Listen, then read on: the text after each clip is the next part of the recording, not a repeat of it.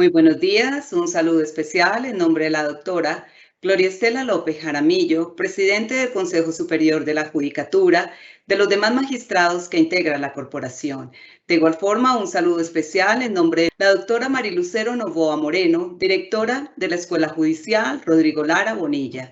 Sean todos bienvenidos a esta conferencia virtual denominada Nociones de Contratación Estatal, actuaciones administrativas, sancionatorias, contractuales, que hace parte del ciclo de capacitación en competencias de los empleados administrativos y judiciales. Una de las obligaciones de las entidades estatales dentro del sistema de compra pública es la vigilancia y control de la correcta ejecución del contrato.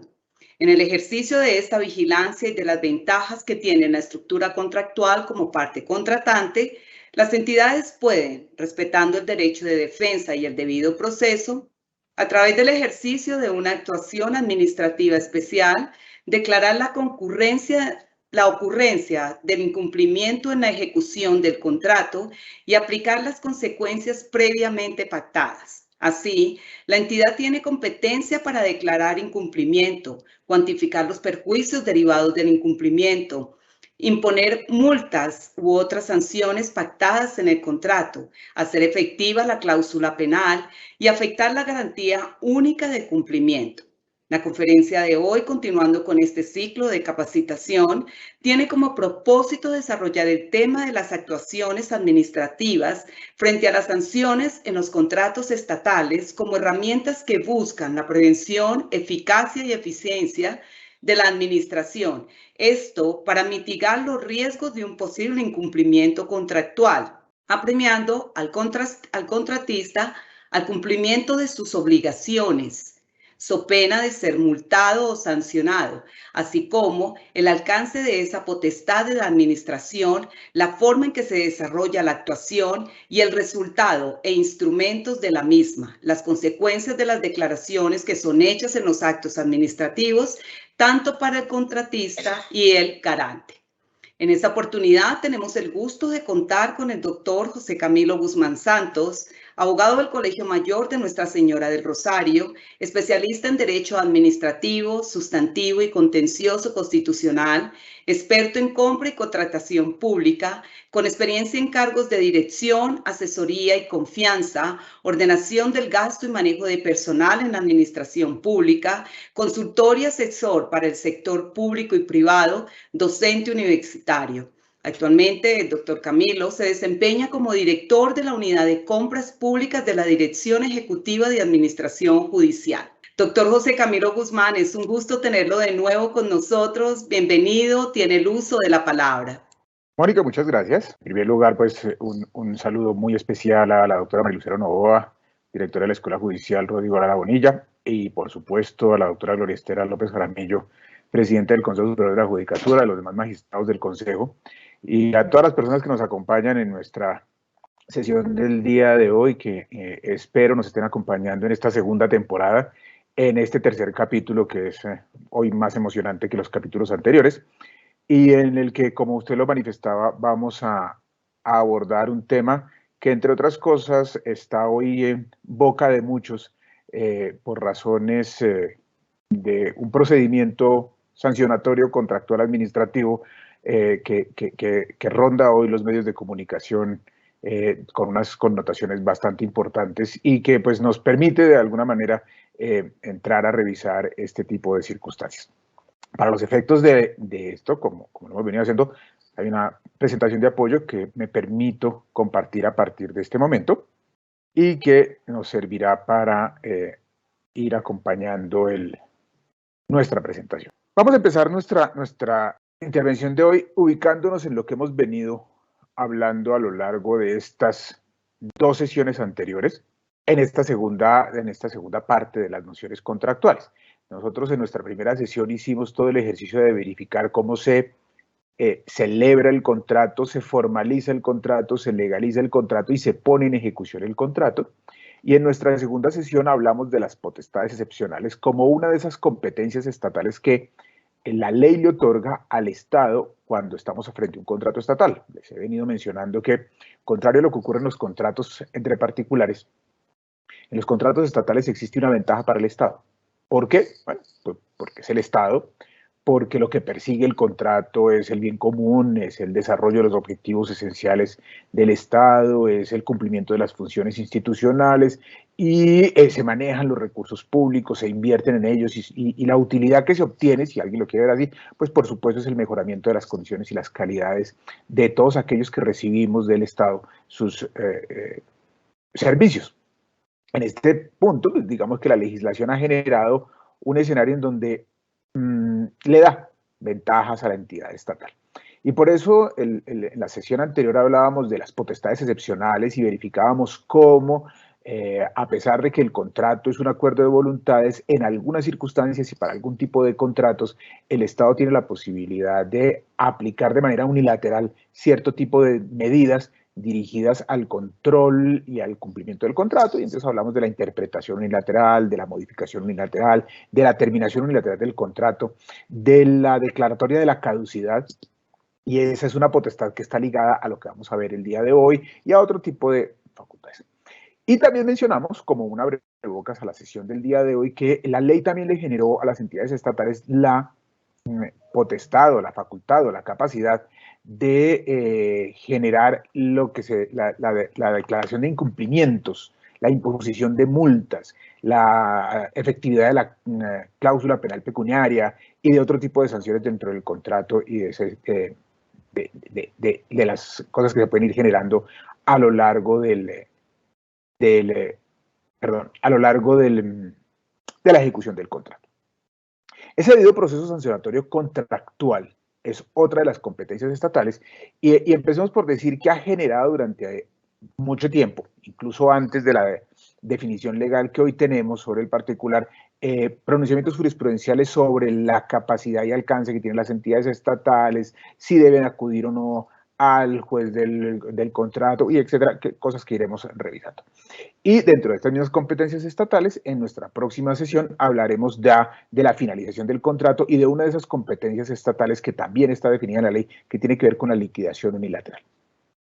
Se preguntarán ustedes por qué las tengo separadas, no solamente por un tema de explicación, sino porque, como lo mencionaba en la sesión anterior, estas competencias sancionatorias, por una parte, y la competencia, por ejemplo, de la liquidación unilateral, escapan de la denominación de potestades excepcionales, uno por su ubicación legal, es decir, no están dentro de las que efectivamente la ley 80 señala como cláusulas excepcionales, sino también porque con base en los estudios y el análisis jurisprudencial y doctrinario que se ha venido realizando, pues no son ubicables dentro de esa concepción de cláusulas excepcionales, sino que son competencias que se activan por el hecho o bien de que el contrato deba ser liquidado, por una parte, o por el otro, de que se pacten en el contrato cierto tipo de sanciones, multas u otro tipo de efectos o consecuencias por parte del incumplimiento.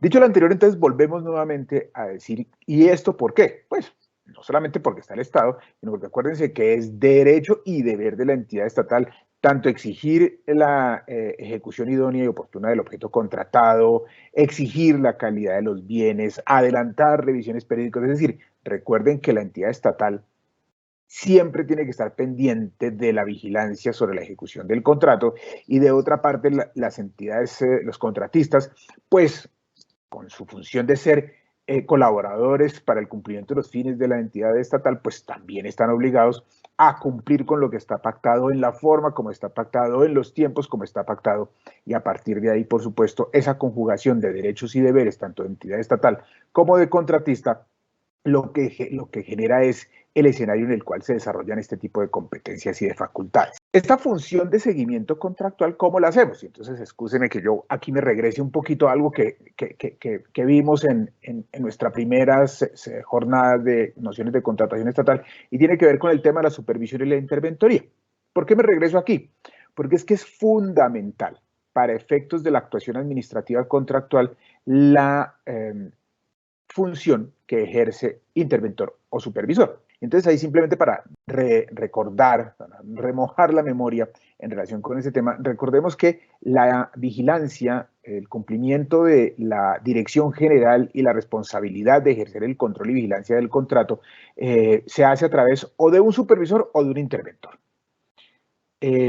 Existen esas dos figuras que tienen cierto tipo de diferencias. Entonces, la supervisión es un seguimiento integral, es el seguimiento técnico, administrativo, financiero, contable y jurídico de la ejecución del contrato que se hace a cargo directamente por la entidad estatal a través de uno de sus funcionarios. Entonces, ahí estaba la supervisión y yo llego a la supervisión del contrato porque entiendo no necesitar una interventoría, ¿cierto? O porque la normativa no me obliga a tener una interventoría. La interventoría, en principio, como lo mencionábamos en nuestra sesión correspondiente, responde a la necesidad que tiene la entidad de contar con una capacidad técnica específica o especializada para vigilar la ejecución o el cumplimiento del contrato. Es decir, es el reconocimiento por parte de la entidad de que a su interior no tiene la capacidad técnica suficiente para vigilar la ejecución del contrato y entonces requiere acudir a un tercero especializado que a través de un contrato llega a apoyar, a recibir, a tomar como propias la función de control y vigilancia de la entidad estatal y ejecutarla. Ahí hay un traslado de alguna manera de la función pública de vigilancia y de control en cabeza del interventor. Por eso, aunque no es el motivo de esta charla, recordemos que el interventor, como el supervisor, lo que pasa es que el supervisor es servidor público, el interventor ejerce una función pública y tiene unas responsabilidades enormes, tanto fiscales, penales, disciplinarias y civiles, en relación con el cumplimiento de sus obligaciones. En el caso de la interventoría, recordemos, y con ello hacemos ese recorderis del tema, la idea también es que en algunos casos, la mayoría, por cierto, por lo práctico que esto corresponde, al seguimiento técnico, que es lo propio de la interventoría, se le sume el seguimiento jurídico, financiero, administrativo y contable del contrato. De tal suerte que quien tiene el contacto directo, el manejo específico y completo de la verificación de la ejecución del contrato es o el supervisor o el interventor. ¿Por qué los traigo aquí? Porque básicamente quien pone de presente a la entidad estatal que existe una posible falla en la ejecución del contrato, pues es el supervisor o el interventor. Y es a partir de ahí, como lo vamos a ver a continuación, que surge la actuación administrativa contractual. De alguna manera, aun cuando la entidad estatal de otras partes, por otros funcionarios, conozca o verifique que puede existir un posible incumplimiento por parte del contrato, lo cierto es que debe siempre, y eso nos lo dice la normativa que vamos a revisar un poco más adelante, estar presente información derivada del supervisor o del interventor que ponga en marcha el aparato administrativo, si lo queremos decir de manera, en términos de la actuación administrativa contractual para aplicar las sanciones. Y es importante señalar que estamos en el marco de actuaciones administrativas. Es decir, estamos hablando del ejercicio directo por parte de la entidad de una potestad, de una capacidad, de una facultad que lo convierte a juicios y a ojos de nuevo en juez, escúsenme la expresión que voy a encomillar con los dedos, entre comillas, juez del contrato en sede administrativa para determinar la existencia o no de un hecho que constituye una violación a las cláusulas contractuales y por tanto es objeto de una consecuencia sobre el particular. Y entonces aquí digamos que hay que revisar los antecedentes, lo que estaba reglado, lo que estuvo reglado y lo que hoy está reglado en relación con este tema. ¿Y por qué lo expongo de esa manera? Porque si ustedes van a hacer un repaso integral de la Ley 80, ustedes no van a encontrar una disposición específica, y me voy a adelantar en esta presentación, aunque vuelva nuevamente al punto cuando estemos en ese asunto, porque aquí tengo digamos que la gran mención que tiene la Ley 80 en materia de la sanción. Y la Ley 80, que es una ley realmente muy general, más de principios que de disposiciones específicas y de pasos y de casos, lo que establecía es para efectos del tema sancionatorio, el efecto o lo que debería hacer la entidad estatal con el acto administrativo sancionatorio. Entonces, fíjense lo que decía el artículo 31 en su versión original de la ley 80, o los elementos normativos. O sea, la parte resolutiva de los actos sancionatorios, una vez ejecutariados, se publicará. Luego de ahí partía, digamos, todo un ejercicio interpretativo de indicar, entonces existen actos sancionatorios que tienen una parte resolutiva. Entonces, estamos hablando de actos administrativos que pueden sancionar a un contratista que son susceptibles de impugnación porque nos habla de la ejecutoriedad del mismo, estamos hablando de la parte resolutiva, luego de alguna manera lo cierto es que estaba indicando que la entidad estatal tenía una competencia o una capacidad para sancionar al contratista. ¿Y de dónde se derivaba ese punto? Pues por supuesto de ese deber derecho de la entidad estatal de vigilar la ejecución del contrato, de determinar la correcta ejecución de las funciones de supervisión, de las consecuencias que podrían establecerse, porque a lo largo de la ley 80 sí encontramos el tema de las multas y encontramos otra serie de circunstancias que nos dicen, ok, eso significa que la ley sí estableció de alguna manera que las entidades estatales tenían la posibilidad de, en el ejercicio de la vigilancia conductor de la ejecución del contrato, lograr imponerle sanciones al contratista. Sin embargo, pues aquí viene toda la discusión jurídica que termina resolviéndose en algún momento en la jurisprudencia que hace movimientos de un lado hacia el otro, y entonces en algún momento, si bien fue aceptado que las entidades pudieran directamente imponer sanciones con base en esa interpretación sistemática de toda la ley, en algún momento la jurisprudencia dice, no señores, un momento, no hay una manifestación expresa, no hay una condición, no hay una normativa expresa que diga que la entidad sí tiene esa facultad o esa competencia. Luego, como estamos hablando de un tema sancionatorio, lo que tenemos es que acudir al juez del contrato. Y entonces se generó, digamos que un rompimiento de esa dinámica que venía con la ley 80 de que las entidades directamente estaban imponiendo sanciones y la jurisprudencia dijo, no, tenemos que acudir al juez del contrato. Es al juez del contrato al que tendremos que llevarle el conflicto, como se le llevan cualquier tipo de conflictos, y será, por supuesto, el juez del contrato el que determine si existe o no existe el incumplimiento y adicionalmente, entonces, determine las consecuencias del incumplimiento. ¿Eso a partir de qué? A partir de lo que se haya pactado en el contrato. Porque claramente, lo cierto sí es que con base en el artículo 13 de la ley 80 y el artículo 32 de la ley 80 y el artículo 40 de la ley 80, las entidades estatales pueden, con sus contratistas, pactar en el contrato cláusulas como la cláusula penal pecuniaria o cláusulas de multas o cláusulas sancionatorias, etcétera, en donde se determinan las consecuencias. Pero el punto real estaba en quién tenía la competencia o la capacidad para lograr determinar si existía el incumplimiento, verificar cuáles eran hasta dónde podía ir la imposición o la determinación de consecuencias por parte de la entidad y quién podría hacer las reclamaciones respectivas. Entonces llegó un momento en el que la jurisprudencia dice, no señores, esto tiene que ir al juez del contrato, y por eso en la ley 1150 existe un artículo, digamos que titulado de una manera extraña en términos de lo que realmente indica. Entonces tenemos el artículo 17 de la ley 1150 que me va a permitir leerlo y ahora lo desglosaremos, lo desmenuzaremos un poco para entenderlo un poco más. Lo que dice el artículo 17. Del derecho al debido proceso. El debido proceso será un principio rector en materia sancionatoria de las actuaciones contractuales. Luego ella estableció nuevamente que hay actuaciones contractuales dirigidas a sancionar. Ya lo desmenuzaremos. En desarrollo de lo anterior y del deber de control y vigilancia sobre los contratos que corresponde a las entidades sometidas al Estatuto General de Contratación de la Administración Pública, tendrán la facultad de imponer las multas que hayan sido pactadas con el objeto de conminar al contratista a cumplir con sus obligaciones.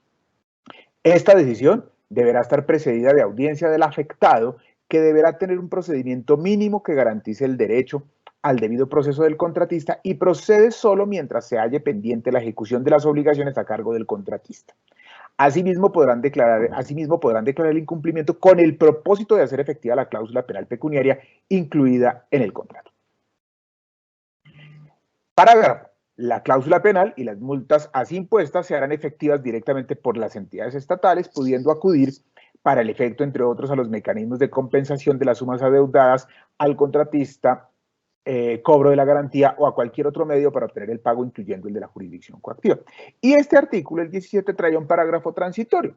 Y las facultades previstas en este artículo se entienden atribuidas respecto de las cláusulas de multas o cláusulas penal pecuniaria pactadas en los contratos celebrados con anterioridad a la expedición de esta ley y en los que por autonomía de la voluntad de las partes se hubiese previsto la competencia de las entidades estatales para imponerlas y hacerlas efectivas.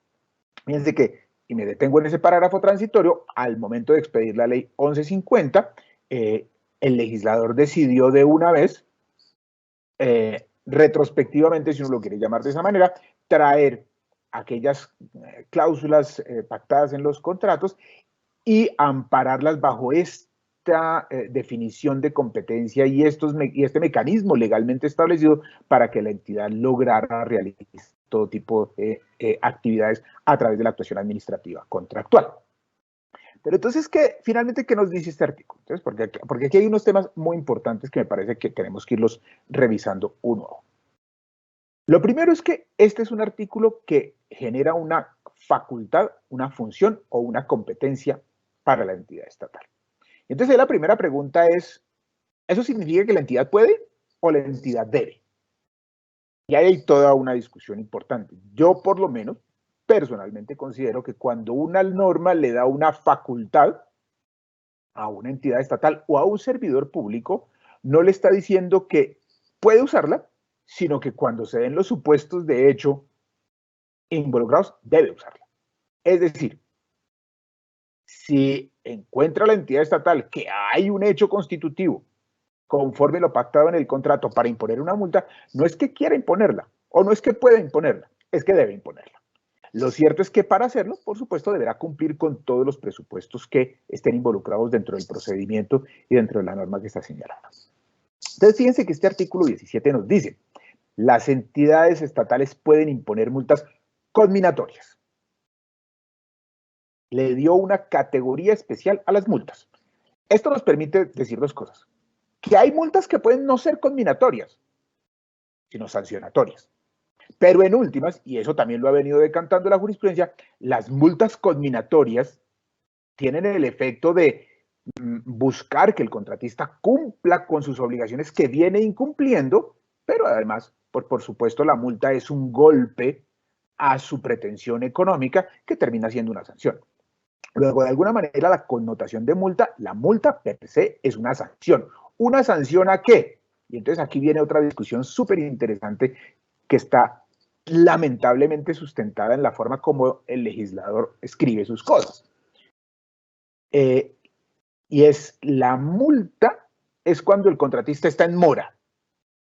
Y existen otras sanciones frente al incumplimiento. Y entonces aquí uno tiene que preguntarse, ¿estar en mora es un incumplimiento? ¿O la mora es una categoría diferente al incumplimiento? ¿O la mora es como un cuasi incumplimiento? ¿O es un incumplimiento chiquitico? ¿O qué tipo de cosa es la mora en relación con el concepto de no cumplir con las obligaciones del contrato? Me explico. El contratista debe entregar desayunos todos los días entre las 7 y 8 de la mañana. Si el desayuno llega a las 9 de la mañana, ¿cierto? Yo digo, ¿eso es una mora? Pues porque no llegó entre 7 y 8, pero no es un incumplimiento del contrato. Es decir, yo tengo la posibilidad, o realmente existe la posibilidad de decir que son dos figuras distintas, o yo lo que tengo que decir es que la mora es una especie del género incumplimiento. Y a mí me gusta más ese punto. La mora es una especie del género incumplimiento. ¿Qué es lo que estoy incumpliendo con la mora? El plazo pactado en el contrato para cumplir con alguna o todas mis obligaciones, con mis prestaciones. Lo cierto es que, como es una especie, lo que hace la normativa y lo que uno puede terminar haciendo en el contrato al pactar la cláusula de multas es establecer que hay ciertas prestaciones contractuales, ciertas obligaciones que al estar sujetas o sometidas a un plazo para su cumplimiento, las amparo, si las quiero llamar de esa manera, con la cláusula de multas. no está diciendo que la mora no es per se un incumplimiento. Claramente, y aquellos que me estén viendo y hayan tenido en su haber administrativas sancionatorias contractuales y de emitir actos administrativos con los cuales se imponen multas, lo primero que hace la entidad es declarar el incumplimiento. Un incumplimiento que por mora. Y como hay un incumplimiento por mora, entonces va a la consecuencia específica que tiene el contrato, que en este caso es la imposición de una multa. ¿Correcto? Pero entonces, ahí viene, es que usted no me, digamos, como es conminatoria, entonces aquí viene otra partecita, no es sancionatoria. Ese es otro tema que la jurisprudencia ya ha logrado tener claridad sobre el punto, y claramente lo que pasa es que la multa tiene dos efectos, ¿cierto? Tiene el efecto de sancionar al contratista, porque en última le estoy cobrando a través de un acto administrativo, después de un procedimiento, su incumplimiento en el plazo del tema, pero además le estoy diciendo, venga, se la estoy imponiendo es para que no se vuelva a retrasar. O sea, lo conmino a que usted siga cumpliendo el contrato. Luego, eso también tiene que ver con el hecho de que la imposición de una multa o la declaración del incumplimiento para la imposición de una multa no termina el contrato, ni exime al contratista de cumplir con sus obligaciones, ni mucho menos ya lo excusa a partir de ahí para que por ese mismo, por el no cumplimiento de la prestación sometida a plazo en otra circunstancia, no pueda ser impuesta la multa.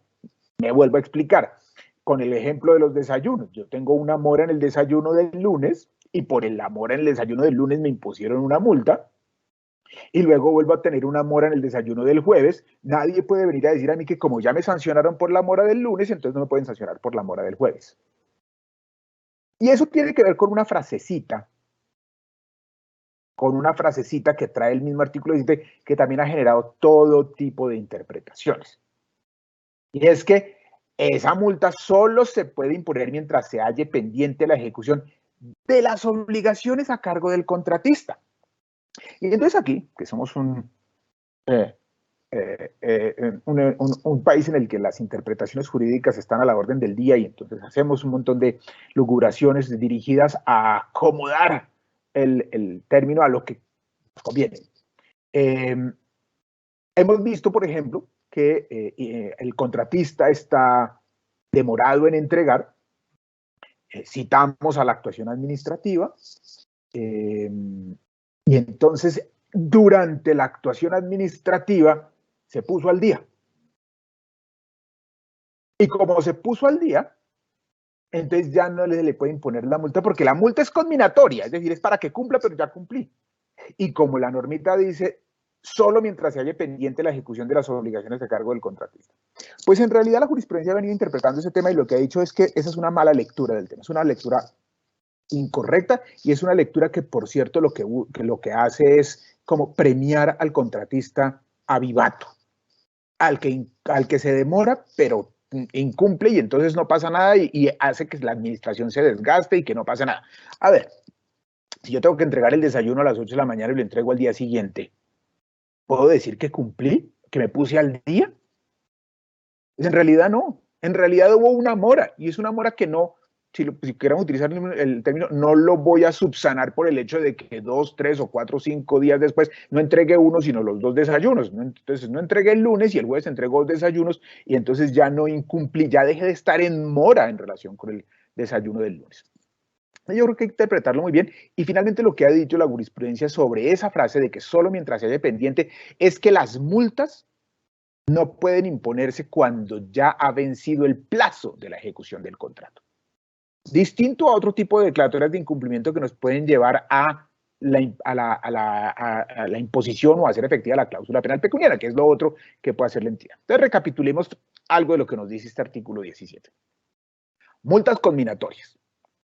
Esa imposición de multas, ojo, que esa frase solo está ligada a la imposición de multas, no a la declaratoria de estos incumplimientos, solo la puedo hacer mientras se halle pendiente la ejecución de las obligaciones. Fíjense que habla en plural, o sea, de la ejecución del contrato, de que el contratista que el contratista todavía tenga la posibilidad o esté dentro del plazo de ejecución de las obligaciones.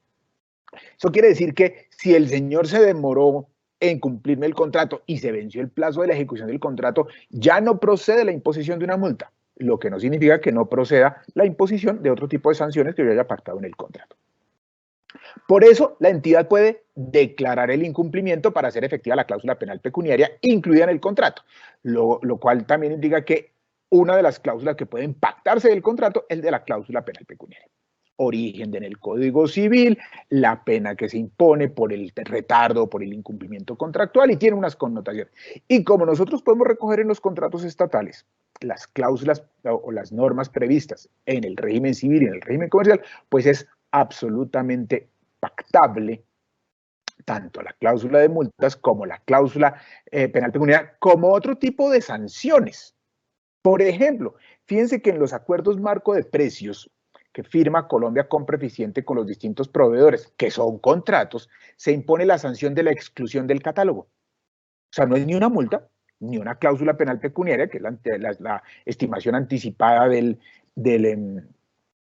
perjuicio ocasionado, sino que lo saca de la tienda virtual. Es decir, señor proveedor del acuerdo marco, a usted le estoy permitiendo ponerse en un catálogo electrónico para que las entidades vengan y le compren. Pero si usted incumple, entonces lo que hago es que lo saco del catálogo. Eso es una sanción contractual. Luego, esa también es pactable dentro del contrato. Muy bien. ¿Qué otra cosa dice el artículo 17 que puede hacer la ley, que puede hacer la entidad? A hacer efectivas directamente la cláusula penal y las multas impuestas. Es decir, señor, usted verifica si hay un incumplimiento, aplica la multa o hace efectiva la cláusula penal pecuniaria y adicionalmente lo puede hacer directamente y las puede hacer efectivas directamente. ¿A través de qué mecanismos? Hombre, a través de la compensación, que son la compensación, o a través de ir a cobrar la garantía, que para eso existen las garantías únicas de cumplimiento, o para cualquier otro medio de obtener el pago, incluyendo la jurisdicción coactiva. Entonces, aquí el artículo 17 de la ley 1150 le dijo a las entidades públicas, impongan multas, hagan efectiva la cláusula penal pecuniaria y cóbrenlas directamente. Esas tres competencias, ¿correcto? Y le dijo, para hacer eso, señores, uno, respeten el debido proceso del contratista. Para eso, denle audiencia, es decir, permítanle al contratista descargar sobre el posible incumplimiento, dar sus explicaciones de sus razones y aplicar un procedimiento mínimo que garantice el derecho al debido proceso del contratista. Y se quedó ahí. Entonces, en ese punto había que hacer integración con todo el Código Contencioso Administrativo y verificar qué tipo de procedimiento ese era audiencia del afectado. Y eso ahí se quedó un poquito cojo porque recordemos que nosotros necesitamos como servidores judiciales que nos digan exactamente qué podemos hacer y hasta dónde podemos hacer, porque no tenemos la libertad de hacer lo que no nos está expresamente determinado. Entonces ahí se nos queda alguna cosa. Y por eso aparece el artículo 86 de la ley 1474, Estatuto Anticorrupción, ¿correcto? 17 de la ley 1150 del 2007, y pasamos al artículo 86 de la ley 1474 de 2011. Entonces, ahí pasaron unos añitos y pasaron unos escándalos. Además, que llevaron a la construcción de toda la ley 1474, pero a aclarar o a mejorar mucho más la definición de la competencia por parte de las entidades estatales. Entonces, vamos a detenernos en esto y luego sumamos los dos, porque los dos artículos están vigentes. Este no reemplaza, ni deroga, ni subroga el artículo 17, sino que es una nueva disposición que yo la interpreto y la aplico complementando con el artículo 17. ¿Qué me dice el artículo 86? Es el artículo de la imposición de multas, sanciones y declaratorias de incumplimiento. Las entidades sometidas al Estatuto General de Contratación de la Administración Pública, ¿eso?, podrán declarar el incumplimiento, cuantificando los perjuicios del mismo, imponer las multas y sanciones pactadas en el contrato y hacer efectiva la cláusula. Para efectos, observarán el siguiente procedimiento, y entonces fijaron un procedimiento. Un procedimiento que vamos a explicar, evidenciado un posible incumplimiento de las obligaciones a cargo del contratista, la entidad pública lo citará a audiencia para debatir lo ocurrido. En la citación incluirá hará mención expresa y detallada de los hechos que la soportan, acompañado del informe de interventoría o supervisión en que se sustente la actuación, y enunciará las normas o cláusulas posiblemente violadas y las consecuencias que podrían derivarse para el contratista en desarrollo de la actuación. En la misma se establecerá el lugar, fecha y hora para realización de la audiencia, la que podrá tener lugar a la mayor brevedad posible, y ahorita nos detendremos en ese punto, atendida la naturaleza del contrato y la periodicidad establecida para el cumplimiento de las obligaciones contractuales. En el evento en que la garantía de cumplimiento consista en póliza de seguros, el garante será citado de la misma manera. También nos miraremos un poquito ese punto. B. En desarrollo de la audiencia, el jefe de la entidad o su delegado, ya determinó quién lo debe hacer, presentará las circunstancias de hecho que motivan la actuación, enunciará las posibles normas o cláusulas posiblemente violadas y las consecuencias que podrían derivarse para el contratista en desarrollo de la actuación. Acto seguido, concederá el uso de la palabra al representante legal del contratista o a quien lo represente y al garante para que presenten descargos, en desarrollo de lo cual pueden rendir explicaciones del caso, aportar pruebas y controvertir las presentadas por la entidad. Hecho lo precedente mediante resolución motivada en la que se consigne lo ocurrido en desarrollo de la audiencia y la cual se entenderá notificada en dicho acto público, en estrados, la entidad procederá a decidir sobre la imposición o no de la multa, sanción o declaratoria de incumplimiento. Contra la decisión así proferida solo procede el recurso de reposición que se interpondrá, sustentará y decidirá en la misma audiencia. La decisión sobre el recurso se entenderá notificada en la misma audiencia.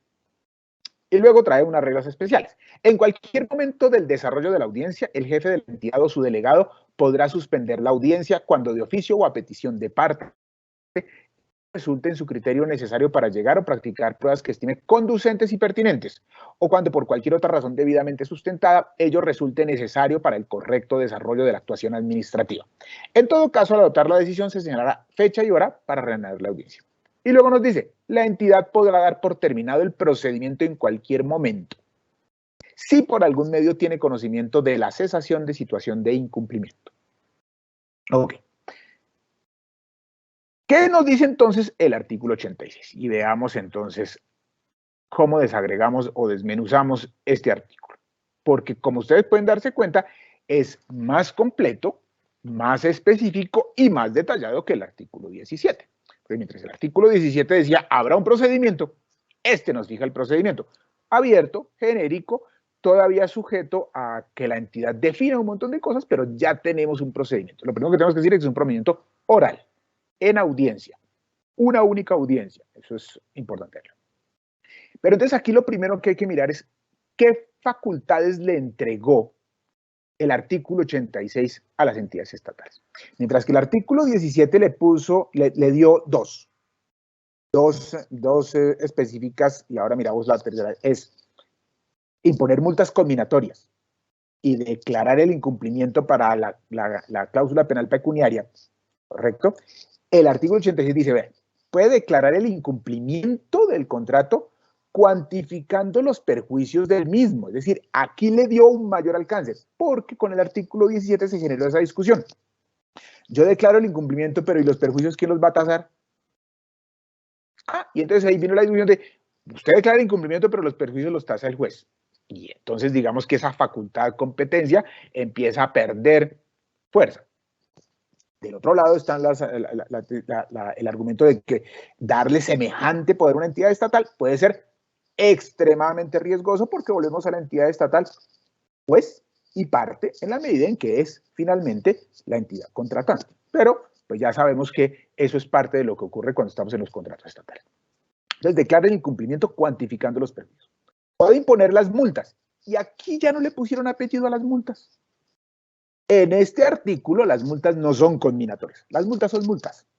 Y entonces ahí nos tendremos que ir al Código Civil para mirar cuáles son los tipos de multas que existen y qué tipo de multas se pueden pactar en los contratos, porque acuérdense que la autonomía de la voluntad nos permite a nosotros hacer muchas cosas en los contratos privados, pero también en los estatales.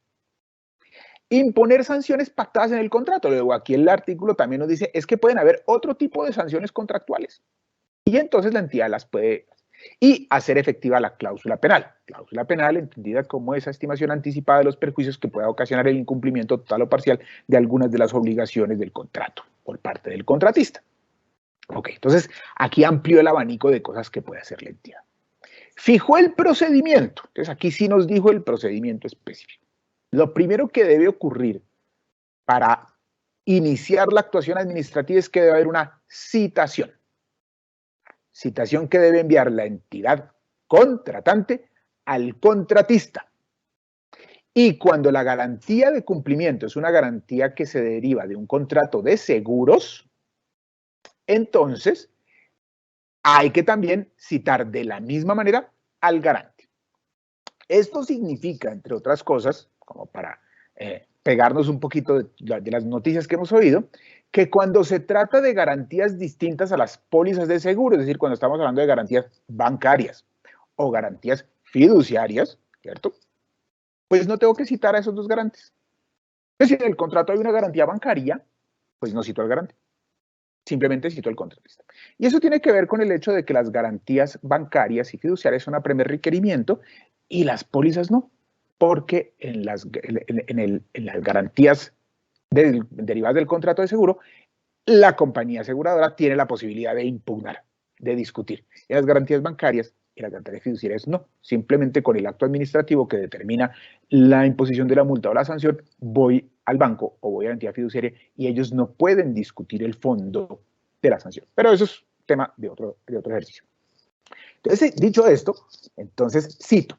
La citación tiene un contenido mínimo, no una forma, contenido mínimo.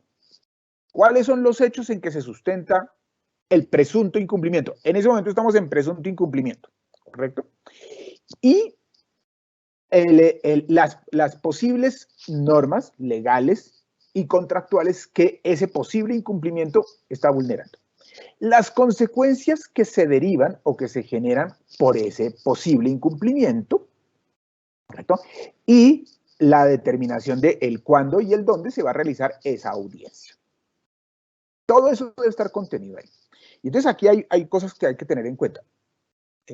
Yo puedo citar y tengo que específicamente decir que estoy citando para imponer una multa. ¿O tengo que decir que específicamente lo estoy citando para declarar la cláusula penal? ¿O estoy citándolo porque le voy a declarar la caducidad? Y ahí tenemos divergencias de opiniones en relación con abogados y aplicadores de la norma. A mi juicio, muy personal, yo lo que creo es que a lo largo de la actuación administrativa se logra determinar la entidad y el alcance del incumplimiento. Y con base en eso, recoger alguna de las consecuencias que pueden derivarse del mismo y aplicarlo. Me explico. Yo no tengo que decir desde el principio que lo estoy citando para declararle la caducidad. Lo estoy citando para verificar si existe un incumplimiento y si ese incumplimiento tiene tal capacidad para poner en grave riesgo la ejecución del contrato y amenazar su paralización, como me dice el artículo 18 de la ley 80, y en ese caso entonces la consecuencia será declarar la caducidad. Pero si yo me encuentro que ese posible incumplimiento no tiene esas características, no se enmarca dentro de una mora amparada con una multa, pues entonces la consecuencia será la multa.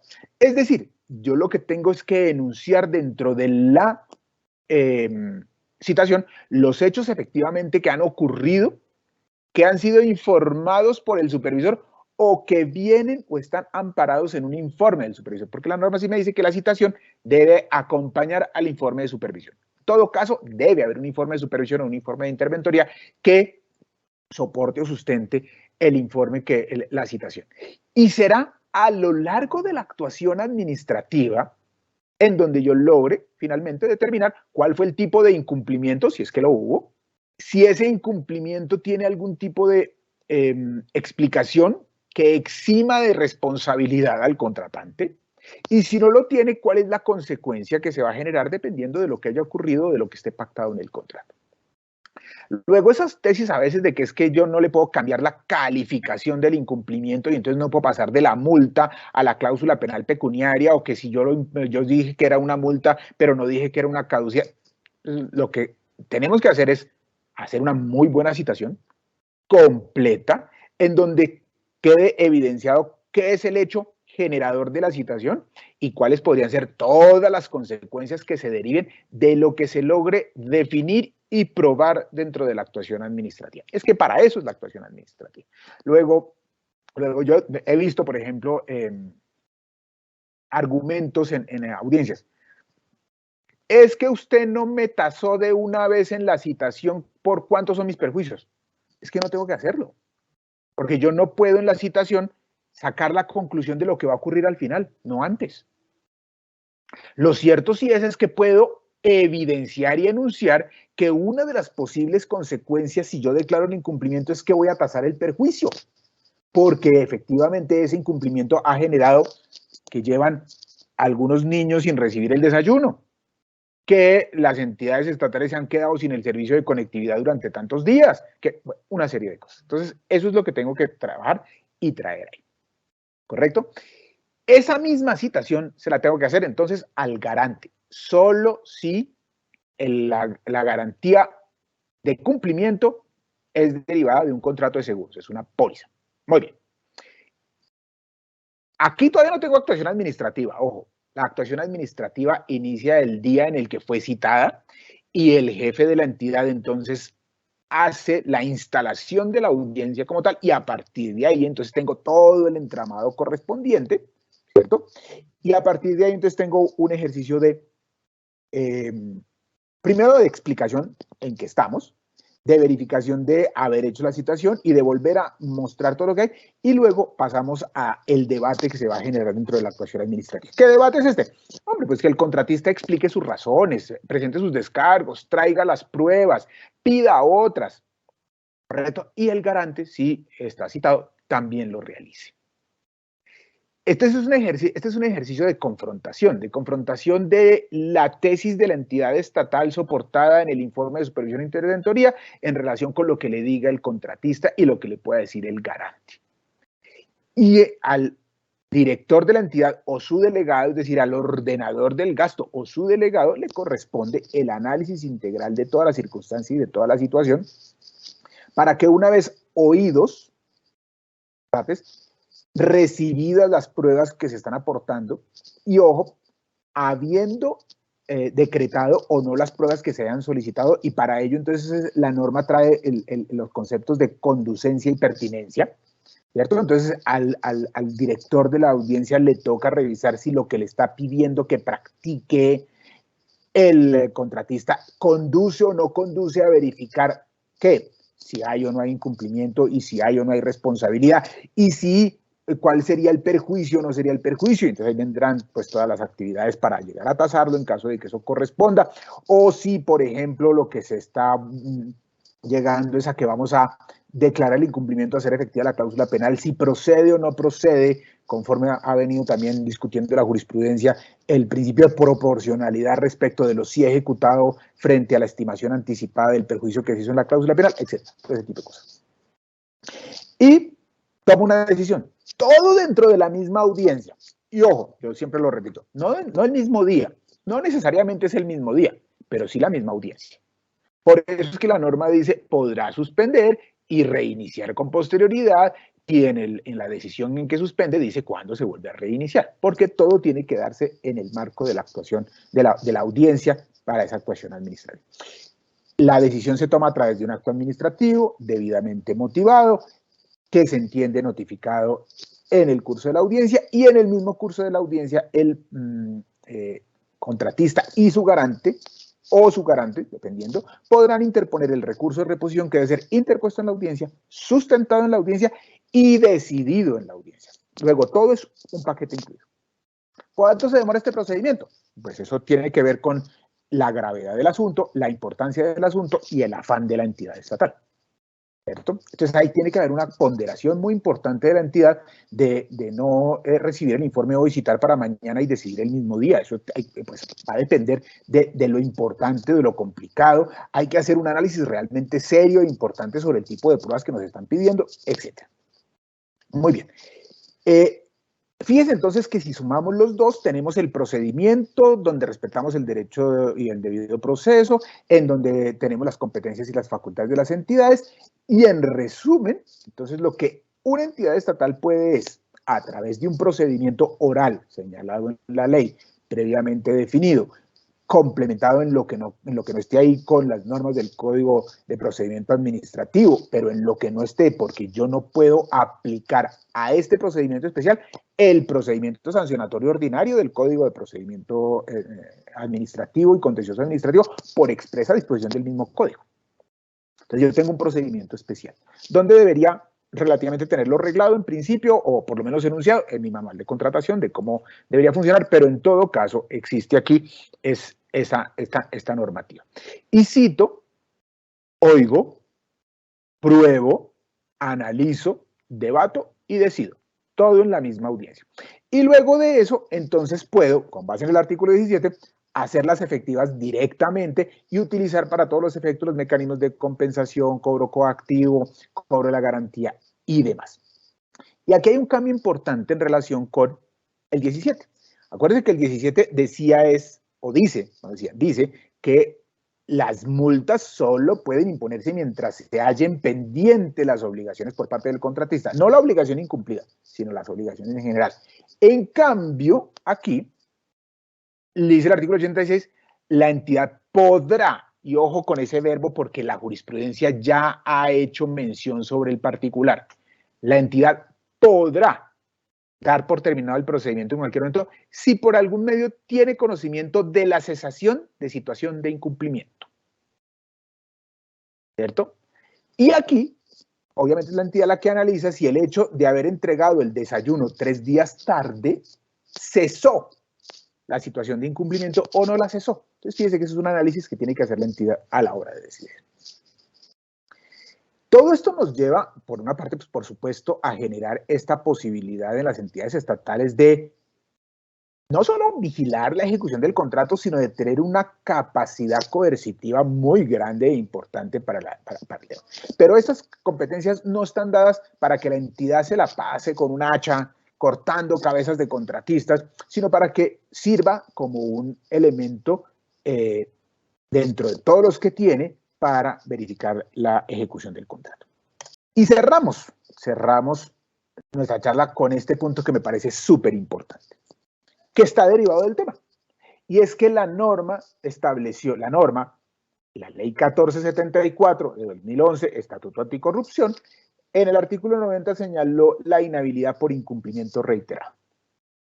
Yo, desde que la leí, la denominé la inhabilidad por combo. Tiene una mejora en su redacción y un poco una mejora en su aplicabilidad que la dio la ley 1955 del 2019 que modificó ese artículo y lo explico.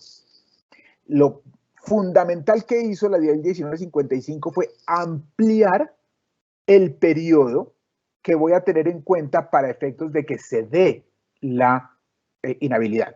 Porque el artículo 90 original limitaba a que las circunstancias, el combo, el número de incumplimientos, multas, se diera en el curso de un año fiscal. Y eso básicamente hacía casi que imposible que se lograra. Entonces lo que hace la norma es decir, no, esto va a ocurrir de la siguiente manera. Haber sido objeto de imposición de 5 o más multas durante la ejecución de uno o varios contratos, con una o varias entidades estatales durante los últimos 3 años. 5 o más multas durante la ejecución de uno o varios contratos, con una o varias entidades durante los últimos 3 años. Entonces ya amplio ahí, no es un año, son 3 años. Y aquí estamos hablando de multas. Recordemos nuevamente, para imponer una multa yo declaro un incumplimiento, pero el incumplimiento está destinado a poder imponer la multa pactada en el contrato. Entonces, ese es un ejercicio.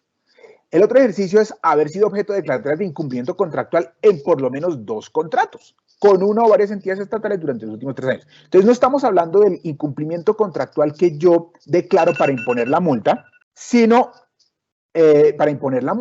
estoy hablando del incumplimiento contractual que declaro para, por ejemplo, hacer efectiva la cláusula penal pecuniaria o para imponer otro tipo de sanciones contractuales. Entonces, aquí es multas por un lado, mínimo 5, o incumplimientos contractuales distintos a los incumplimientos contractuales que yo declaro para imponer multas, por lo menos 2, ¿cierto?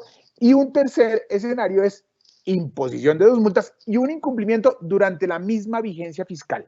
Entonces aquí esto no amplía el plazo, este sí se mantiene durante una misma vigencia fiscal.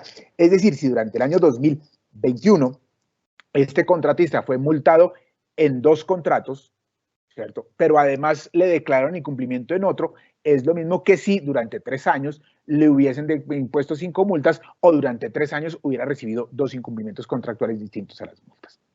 Y esta es una inhabilidad que se extiende por un término de 3 años, contados a partir de la publicación del acto administrativo que impone la inscripción de la última multa de incumplimiento en el registro único de proponentes. y se hace explícita en el registro único de proponentes. Entonces no es una inhabilidad que se declara, sino que se genera al momento en que se da la última publicación en el registro único de proponentes. Y entonces aquí surge un problema muy grande, y es, ¿y cuando la entidad no tiene registro único de proponentes? ¿Qué nos pasa? ¿Qué hacemos con él? Y esa es una duda que está todavía dando vueltas por ahí, porque recordemos que existen ciertos tipos de contratos en los cuales no se exige registro único de proponente. Y entonces en ese punto diría uno, ¿cómo la sumamos? ¿En dónde aparecen? ¿O cómo nos damos cuenta de que efectivamente? Y esa es una incógnita que hoy todavía tenemos. Y tenemos, pero no por este punto, sino por la manera como está estructurado el registro único de proponentes. Y aquí sí hay algo muy importante que uno siempre tiene que tener en cuenta, es la inhabilidad que se refiere el presente artículo se extenderá a los socios de sociedades de personas a los cuales se haya declarado esta inhabilidad, así como a las sociedades de personas de las que aquellos formen parte con posterioridad a dicha declaración. De tal manera que la idea es que si hay un incumplimiento reiterado de una persona jurídica, no pueda ocurrir que sus socios salgan de ella y monten otra y entonces esa otra esté limpia. No, esta se extiende. Pero hay algunas limitaciones. La sociedad nueva tiene que ser una sociedad de personas. Luego, las sociedades que no son de personas no quedan incluidas dentro del tema. Y adicionalmente, fíjense que hay una cosa muy interesante y es que se extiende a los socios de las sociedades. Y nada dijeron del representante legal.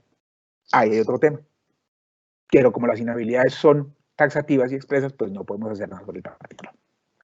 Finalmente regresé al que había mostrado anteriormente, en el que hoy tenemos el artículo 31 actual que nos dice que la parte resolutiva de los actos que declaran la caducidad, imponen multas, sanciones o declaran el cumplimiento, una vez estén ejecutoriados, se publican en el SECOP.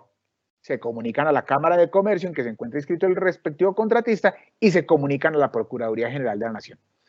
Entonces aquí uno no sabe si se encuentren inscritos el contratista es a la Cámara de Comercio a su certificado de existencia y representación legal, que sería mucho mejor que al registro único de proponentes, pero tengo el problema de lo que me dice el artículo 86 de la ley 1474, de donde tienen que darse, del artículo 90, en donde la inhabilidad es en el registro único de proponentes, y entonces ahí tengo unas dificultades y unas dudas. Cierro entonces para poder dar paso al tema de las preguntas en las entidades estatales, por ser entidades estatales en contratos estatales, tienen unas competencias. La competencia de imponer multas, de declarar incumplimientos y con base en la declaratoria de incumplimientos, imponer multas, tasar perjuicios, hacer efectiva la cláusula penal o incluso declarar la caducidad, que también está involucrada ahí, por supuesto tendrá que estar precedida de un procedimiento efectivo y garantista que le permita al contratista exponer sus razones. Y una vez tomada la decisión que es susceptible de una impugnación por vía de recurso de reposición, pues la entidad tiene también todas las facultades especiales para hacerla efectiva y obtener el cobro de lo que se esté por ahí. Con esto, entonces, termino de compartir pantalla y quedo a disposición de las preguntas que se hayan hecho a lo largo de esta charla. Gracias, doctor. Y vamos al fragmento de preguntas. Primera, ¿en los contratos interadministrativos pueden pactarse multas? Sí. Sí. No solamente multas, también se puede pactar la cláusula penal pecuniaria. A ver, ¿cuál es la duda o digamos la discusión que hay ahí? Si recuerdan, en nuestra sesión anterior hablábamos de las facultades, de las cláusulas excepcionales. Y expresamente el artículo 14 de la ley 80, donde están enumeradas las cláusulas excepcionales, dice que no hay cláusulas excepcionales ni se entienden pactadas ni se pueden pactar en los contratos interadministrativos. Entonces, en esa discusión de que la potestad de imponer multas o la cláusula de multas, entre comillas, sería una cláusula excepcional, entonces hay muchas entidades, hay entidades públicas, contratistas, que intentan defenderse diciendo que en los contratos interadministrativos no se pueden imponer multas, no pueden pactarse multas y tampoco se pueden imponer las multas. Eso está realmente definido, claramente señalado y lo que no hay son cláusulas excepcionales. Luego no hay ni interpretación, ni modificación, ni terminación, ni caducidad, claramente, pero sí pueden haber multas, puede haber cláusula penal pecuniaria y la entidad estatal contratante puede, a través del procedimiento señalado en el artículo 86, hacer las imposiciones correspondientes a través de los actos administrativos que corresponden. Doctor, siguiente pregunta. ¿Cómo es la inhabilidad por incumplimiento reiterado? Bueno, la dejé de últimas en la explicación, y es una inhabilidad que se genera por el hecho de que un contratista sea sancionado de manera reiterada varias veces por una o varias entidades en distintos tipos de procesos. Entonces, como vimos, existen 3 categorías dentro de esa inhabilidad por incumplimiento reiterado. Una está ligada a las multas y está determinada en que se tengan 5 o más multas en uno o más contratos, en una o más entidades estatales en un periodo de 3 años. La otra es de 2 o más incumplimientos contractuales, reitero, distintos al incumplimiento contractual que derivan una multa, que deben ser impuestos en uno o más contratos, por una o más entidades en un periodo de 3 años, y un combo, en donde se refiere a 2 multas y un incumplimiento. Estas sí tienen que haberse dado en una o más entidades, en uno o más contratos, pero dentro de la misma vigencia fiscal. En cualquiera de esas 3 circunstancias que se determinen, hay una inhabilidad automática que se da a partir de la publicación del último acto de sanción en el registro único de proponentes. Eso genera una dificultad que ya expliqué, pero a partir de ahí hay una inhabilidad de 3 años para contratar. Siguiente pregunta. ¿Puede haber multa o sanción sin incumplimiento? No, no, la multa o la sanción es la consecuencia de que la entidad encuentre que hubo un incumplimiento. Las multas conminatorias a las que se refiere el artículo 17, pues son por la mora en la ejecución de alguna de las prestaciones, que tienen la connotación de decirle al contratista, oiga, cumpla, pero es una sanción. Pueden haber otro tipo de multas no conminatorias, simplemente ante la ocurrencia de un hecho, cualquiera que éste sea, la baja en el nivel de la prestación de un servicio, no una mora, sino, digamos, otro tipo de incumplimiento. Si usted, lo que denominan en algunas partes los acuerdos de nivel de servicio, usted tiene que darme a mí tanta banda ancha de conectividad, y le permito un margen de tanto, y si se sale de ahí, entonces le impongo una multa. ¿Okay? O usted tiene que responderme en término de 48 horas mi solicitud para que venga y arregle las bombas hidroneumáticas, y si usted viene más tarde o se demora más tiempo en responderme, entonces le impongo una multa. No se trata de combinarlo, se trata de sancionarlo frente a unos hechos específicos sobre el particular. Pero en todo caso, siempre, por supuesto, la multa y cualquier otro tipo de sanción devienen del incumplimiento de una obligación contractual o de una prestación contractual. Doctor, tenemos demasiadas preguntas. Voy a hacerle una última, doctor, aquí. Adelante. ¿El valor pactado de cláusula penal es fijo? Uy, esa es una discusión enorme que podríamos tardarnos un par de sesiones adicionales, porque aquí hay toda una serie de teorías, pero hay que arrancar por la manera como la pacto conforme al Código Civil. Recordemos que en esencia la cláusula penal es la estimación anticipada de los perjuicios que las partes pactan y que será aplicada en caso del incumplimiento parcial o total del contrato. Entonces, ¿qué es lo que hago dentro de mi autonomía de la voluntad? Yo digo, venga, en caso de que usted me incumpla cualquier cosa, la cláusula penal es de 10. Y al momento en que se genere el hecho, pues yo le aplico los 10. Pero alrededor de eso vienen generándose una serie de teorías y de principios y de cosas, y no es pacífico el tema, por ejemplo, en la jurisprudencia.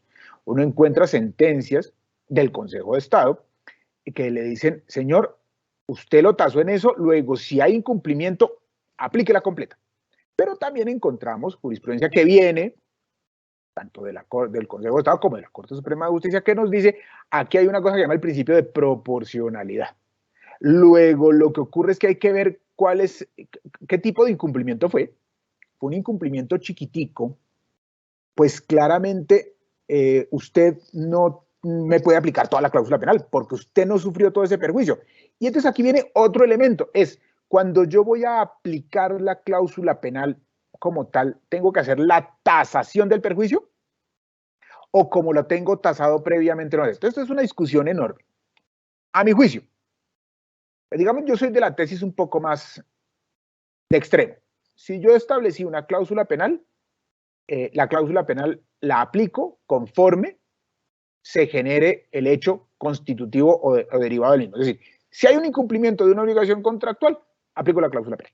¿Por cuánto? Por lo que esté la cláusula penal. Pero es importante que uno lo analice en detalle frente realmente a las circunstancias que se están dando dentro del proceso de contratación y dentro del proceso de incumplimiento para determinar si efectivamente debe o no debe aplicarse un principio de proporcionalidad. Ahora, lo cierto sí es que como la aplicación de la cláusula penal, la efectividad de la cláusula penal deriva de la declaración de un incumplimiento. Y a mí lo que me dice el artículo 86 es que yo puedo declarar el incumplimiento tasando el perjuicio, ¿correcto? Lo cierto sí es que yo debería, digamos, mi competencia es declarar el incumplimiento tasando el perjuicio. Si mi perjuicio es menor a la cláusula penal, debería restarle a la cláusula penal hasta concurrencia de mi perjuicio. Pero si mi perjuicio es mayor, pues si mi perjuicio es mayor, debo en la actuación administrativa hacer efectiva la totalidad de la cláusula penal pecuniaria y dejar de una vez establecido que si el contrato así también lo estableció cuando fijé la cláusula penal, voy a perseguir en sede judicial el resto del perjuicio que encuentro se ocasionó con el incumplimiento del contrato.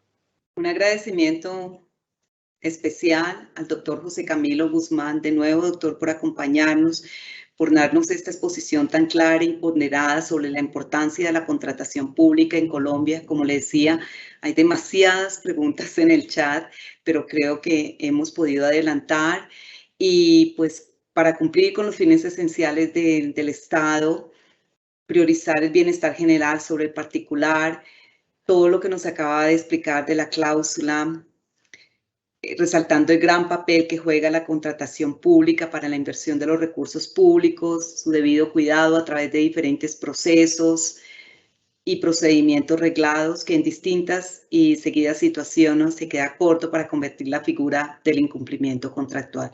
Muchísimas gracias de nuevo, doctor. A ustedes muchas gracias y que tengan un muy buen resto de día. Hasta luego. Gracias, doctor. A los servidores y servidoras judiciales, nuestro agradecimiento también, y a todas las personas que actúan en el sector justicia que se conectaron a esta conferencia virtual. Muchísimas gracias. Un feliz resto de día para todos.